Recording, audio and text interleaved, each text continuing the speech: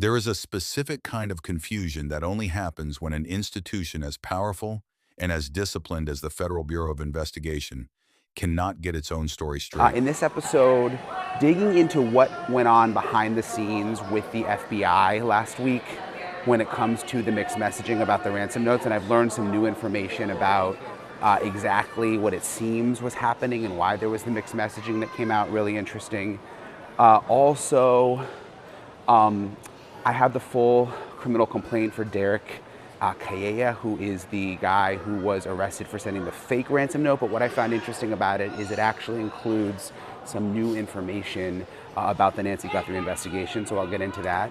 And then also, Sheriff. Not the confusion of a leak, not the confusion of competing outside sources interpreting the same facts differently, but the confusion of an agency whose official statements, whose field-level sourcing, and whose documented internal conduct in a single active investigation point in three different directions simultaneously. That is what is happening in the Nancy Guthrie case right now. And the gap between what the FBI has said officially, what its agents have told reporters independently, and what the documented evidence of its own conduct reveals about the state of this investigation is not a minor discrepancy. It is a window into an investigation that has been marked by institutional friction, possible internal error, and a pattern of public communication that raises more questions than it answers.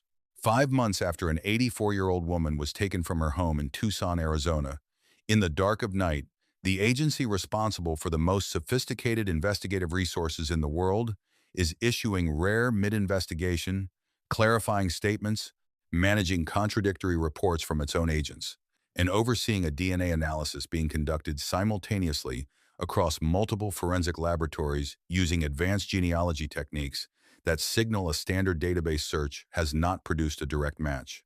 None of that is the picture of an investigation that is close to resolution. And the specific details of how the FBI's public narrative has shifted, fractured, and been walked back in the months since February tell a story about institutional dysfunction that the official press releases are designed to obscure rather than illuminate. If you are someone who needs the full picture and not just the version the official statements are designed to project, subscribe to Brian Case Records right now and hit the notification bell. This channel covers what the headlines miss and stays with the cases that matter until the truth surfaces. Let us begin with the event that cracked the official narrative open and forced the FBI into the unusual position of issuing a public clarification during an active kidnapping investigation. Reuters, a global news organization with a documented record of rigorous sourcing and editorial accountability, published a report citing law enforcement sources with a claim that landed like a demolition charge in the middle of 5 months of carefully managed public communication. Those sources told Reuters that the FBI had concluded that none of the ransom notes in the Nancy Guthrie case are believed to be genuine. Not some of them. Not the ones from the third sender who was already suspected of fraud. All of them. Every communication. The first note demanding $4 million in Bitcoin. The second note claiming Nancy had perished and was buried in nature.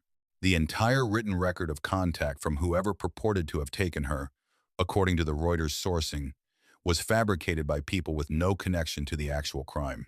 The implications of that claim, if accurate, extend far beyond the notes themselves. Because the kidnapping for ransom framework that has organized this investigation from its earliest days rests entirely on the premise that someone took Nancy Guthrie for a financial purpose. If every note is fake, that framework collapses. And the question that Reuters itself raised in the same report becomes the most urgent and most structurally destabilizing question in the entire case.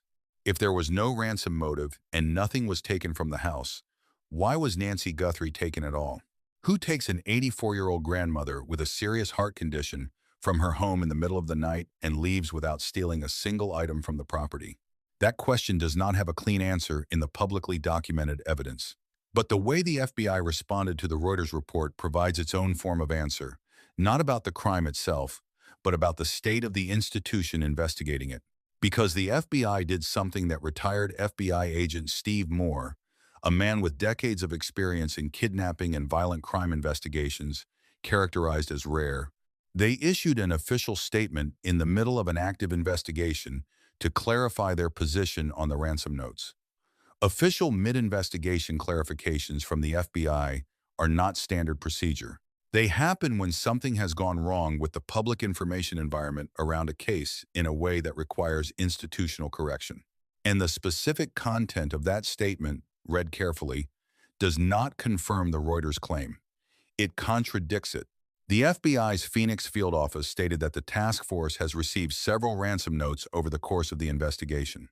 They stated that some have been deemed to be extortion attempts without legitimacy.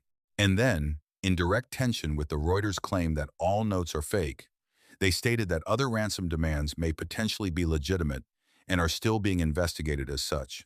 That phrase, may potentially be legitimate and are still being investigated as such, is not the language of an agency that has internally concluded every note is fraudulent. It is the language of an agency maintaining an active investigative posture around at least some of the written communications it has received. And the statement concluded by confirming that this case continues to be investigated as a kidnapping for ransom case. Read those two positions side by side. Reuters, citing law enforcement sources. None of the notes are genuine. FBI official statement. Some notes may be legitimate. The case is still a kidnapping for ransom. Those are not minor variations in emphasis. They are substantively different characterizations of the same body of evidence. And the fact that both of them emerge from within or adjacent to the same investigative apparatus is the central mystery of the FBI's public communication in this case. Steve Moore's explanation for how that contradiction is possible is rooted in a documented structural reality of how large federal investigations operate. He identified the source of the conflicting reports as disagreements between FBI field offices and FBI headquarters. Field agents, the ones working directly with the evidence, conducting the interviews, processing the forensic materials, and developing ground-level assessments of what the notes contain and whether they are credible, form opinions based on immediate and direct contact with the developing case. Headquarters operates from a broader institutional perspective, aggregating reports from the field, applying institutional frameworks, and forming conclusions that may diverge from field-level assessments without either side having access to the complete picture. A Reuters source expressing one FBI opinion and a Harvey Levin source expressing a contradictory FBI opinion are not necessarily lying. They may simply be reflecting the genuine internal disagreement that exists between different levels of the same agency working the same case. That explanation is credible, and it is documented in the operational history of complex FBI investigations. But it raises a follow-on question that Moore also addressed directly. If the internal disagreement is significant enough that two credible news organizations can get two contradictory accounts from two FBI sources in the same investigation, what does that disagreement mean for the actual conduct of the investigation? How do agents who hold fundamentally different assessments of the core written evidence in a kidnapping case coordinate their investigative activities?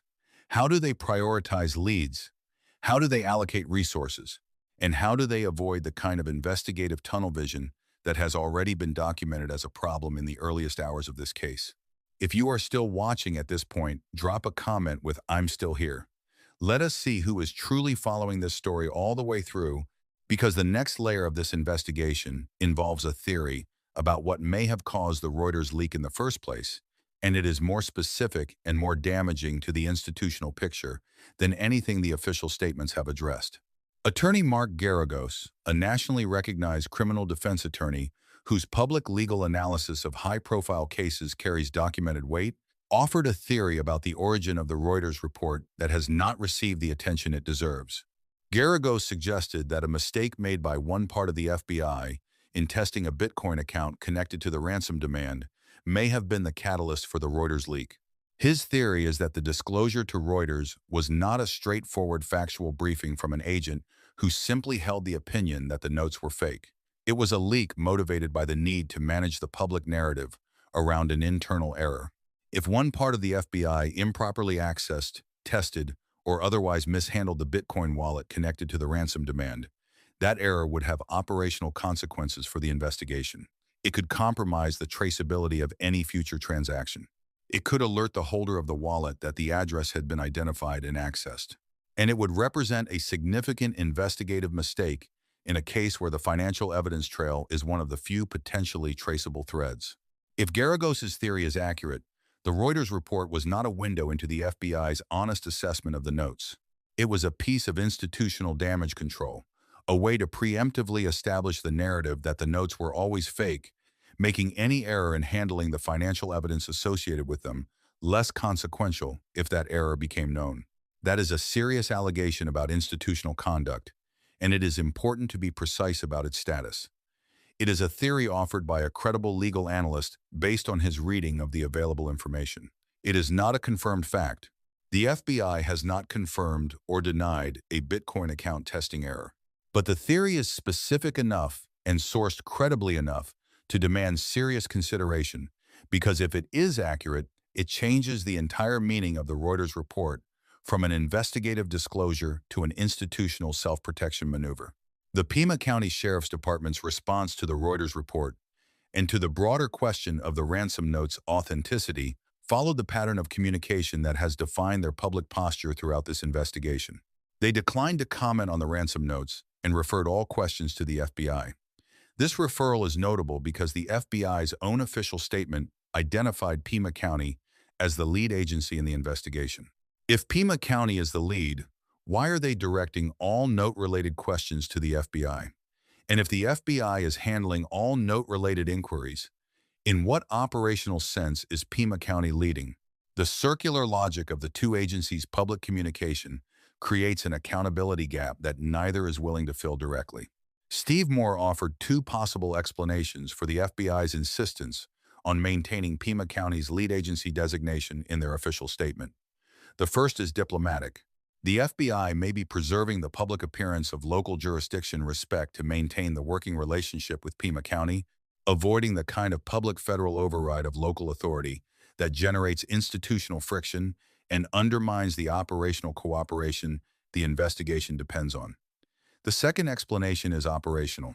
There may be a genuine agreement between the agencies about the division of investigative responsibilities that makes Pima County's lead designation functionally meaningful, even if the FBI is conducting the majority of the analytical and forensic work. In either case, the lead agency designation is less a statement about who is driving the investigation and more a statement about how the two agencies are managing their public relationship during a case that has generated enormous external pressure.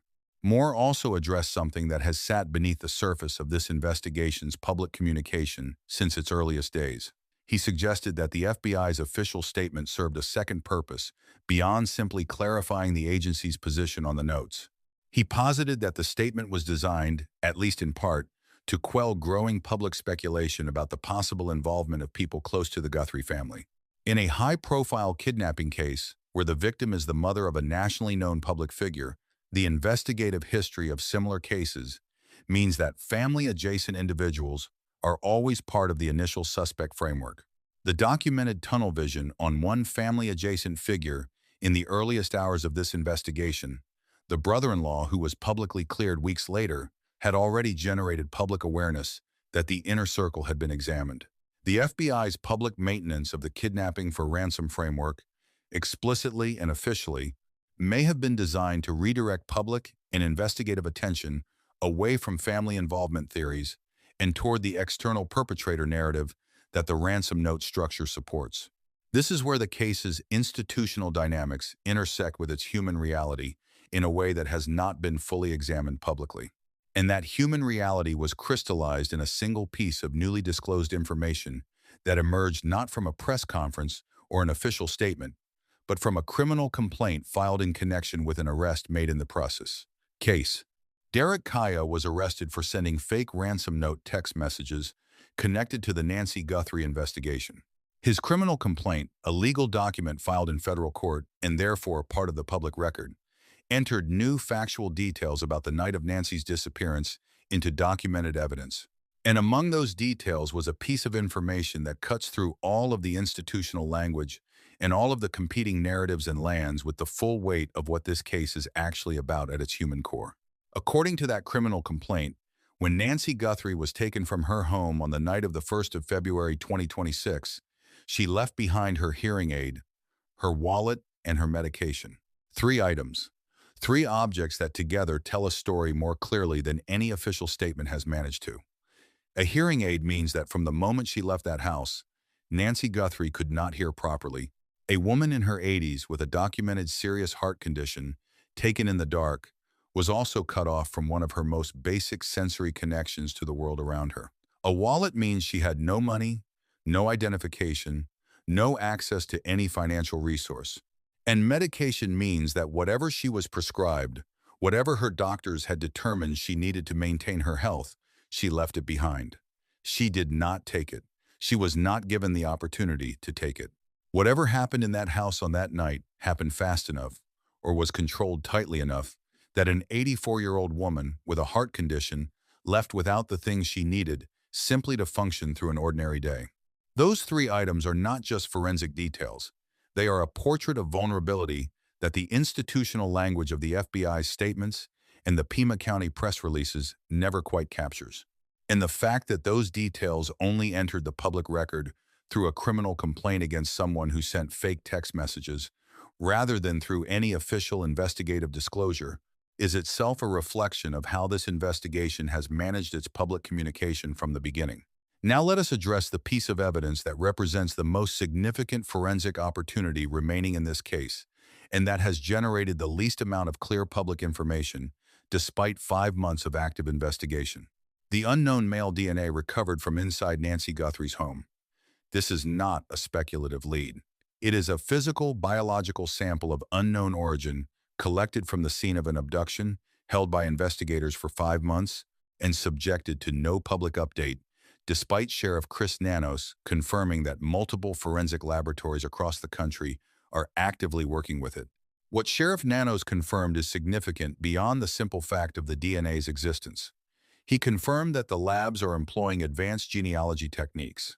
That specific methodology is the same category of forensic approach used to identify the Golden State Killer decades after his crimes, through a process that involves uploading a DNA profile to genealogical databases, identifying partial matches that indicate familial relationship to the unknown individual, and then building family trees outward from those partial matches to identify living relatives who might lead investigators to the source of the DNA. It is painstaking, time-consuming work that can take months or years, depending on the quality of the DNA sample, the density of the genealogical database, and the complexity of the family tree that emerges from the partial matches. The use of advanced genealogy techniques tells investigators and the public something specific and important about the standard database search. When law enforcement has a DNA profile and runs it through standard law enforcement databases like the Combined DNA Index System, a match either comes back or it does not. If a direct match had come back from the standard search, there would be no need for the genealogy approach. The genealogy approach is the next step when the standard search fails to produce a direct identification. Its use in this case means that whoever left that DNA inside Nancy Guthrie's home is not in the standard law enforcement database. They have not previously been convicted of a crime that required DNA collection in the jurisdictions that populate that database. They are not already known to the system, but they are related to people who have submitted their DNA to genealogical services voluntarily, which is now an extraordinarily large population, and those familial connections are what the multiple labs are now working to trace. 5 months without a public update on a DNA investigation of this complexity is not unusual. The genealogy process does not produce results on a news cycle schedule. Building and verifying family trees from partial DNA matches is methodical work that cannot be rushed without risking errors that would compromise a prosecution. But the absence of a public update is also not evidence that the process has produced nothing. It may be evidence of exactly the opposite. Investigations that are actively closing in on a DNA identification go quiet in a very specific way. They stop commenting publicly on the DNA evidence not because the evidence has dried up, but because discussing it publicly at the wrong moment can alert a suspect or compromise the chain of evidence required for a conviction. What the DNA evidence, considered alongside the rest of the physical evidence from the scene, adds to the overall picture of this investigation is a thread that is fundamentally different in character from the ransom note debate. The notes can be faked. The notes can be sent by people with no connection to the crime. The notes are made of language, and language can be constructed by anyone, but DNA cannot be faked. Unknown male DNA inside the home of a woman who was taken from that home is either from the perpetrator or from someone with a prior legitimate reason to have been there. Investigators know the difference between those two possibilities, and they have been working to resolve it for 5 months using the most sophisticated genealogical forensic tools available to law enforcement. And then there is the foundational failure that Steve Moore identified as the original wound in this investigation, the one that set the conditions for every subsequent complication. His assessment that Pima County may not have immediately and correctly treated the scene as a crime scene when they first responded to Nancy's disappearance is not a minor procedural criticism. In a kidnapping case, the crime scene is where the physical evidence lives. The integrity of that evidence, its legal admissibility, and its forensic utility all depend on how quickly and how correctly the scene is secured and processed. Every hour that passes before a scene is properly locked down is an hour in which evidence can be compromised, contaminated, or lost entirely. Footprints fade, fibers transfer, environmental factors degrade biological samples, and the chain of custody that makes physical evidence usable in a prosecution begins at the moment the scene is identified and secured. If Pima County's initial response did not immediately and fully establish the crime scene protocols that the situation demanded, the consequences of that failure would be compounding. Evidence collected later under corrected protocols is still valuable, but it is not the same as evidence collected in the first moments when the scene is freshest and most complete. And when that initial scene processing failure is placed alongside FBI Director Kash Patel's documented public statement that the FBI was kept out of the investigation for 4 full days, what emerges is a picture of the most critical investigative window in the entire case, being managed by an agency that may not have initially applied the correct protocols without the involvement of the agency best equipped to apply them. 4 days. Patel was explicit. He said the first 48 hours of anyone's disappearance are the most critical. The FBI was kept out for 4 days. And in those 4 days, while Pima County was the sole investigative authority on the scene, the possibility that the initial processing of the evidence was not handled with the full rigor that a kidnapping investigation demands was, according to Moore's assessment, a real and consequential concern. The Pima County Sheriff's Department pushed back on Patel's account, stating the FBI was engaged from the outset. The New York Times covered the direct public contradiction between the two agencies, but no arrest has been made. No suspect has been named, and it has been 5 months. Every thread of this case leads back to the same conclusion. The investigation into Nancy Guthrie's disappearance has been marked not just by the difficulty of solving a sophisticated crime, but by institutional failures and frictions that compounded the difficulty of the task from the very beginning. A possible scene processing error in the first hours. A 4-day delay in FBI involvement that the lead agency contests and the FBI director documented, an internal FBI disagreement significant enough to produce contradictory reports to 2 credible news organizations. A possible Bitcoin account testing error that may have motivated a damage control leak. A DNA investigation that is 5 months in and employing the most advanced genealogical techniques available because the standard search produced no direct match.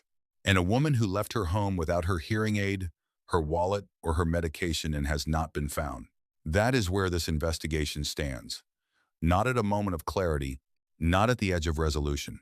At a point where the institutional dynamics of the agencies responsible for finding Nancy Guthrie are themselves part of the story that needs to be told. Because the truth of what happened to her is still out there. The DNA is still being analyzed. The genealogical trees are still being built. The masked figure on the doorbell camera footage is still unidentified in the public record. And the question of why an 84-year-old woman was taken from a house that was not robbed by someone who moved with deliberate purpose and apparent prior knowledge of the property remains structurally unanswered despite 5 months of investigation by multiple agencies using every tool available to them. Nancy Guthrie left behind her hearing aid. She left behind her wallet. She left behind her medication. She walked through that door without the things she needed to navigate an ordinary day, and she has not come back. The investigation owes her more than mixed messaging and rare mid-case clarifying statements.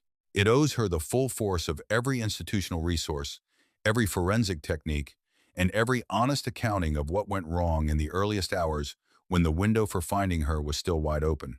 Whether that accounting ever comes is the question that this investigation has not yet answered. But it is the question that matters most. And it is the question that Brian Case Records will keep asking until it does. If this investigation has opened questions in your mind that you cannot close, if the institutional failures and the forensic threads in this case have kept you thinking, like this video right now and subscribe to Brian Case Records. Your support is what keeps this channel going deeper on cases like this one. Cases where the official narrative and the documented evidence do not match, and where the truth requires sustained, careful, sourced investigation to find. We are not done with Nancy Guthrie's story. Stay with us for part 2, where the full analysis of what investigators are actually working with goes deeper than anything the official statements have been willing to say out loud.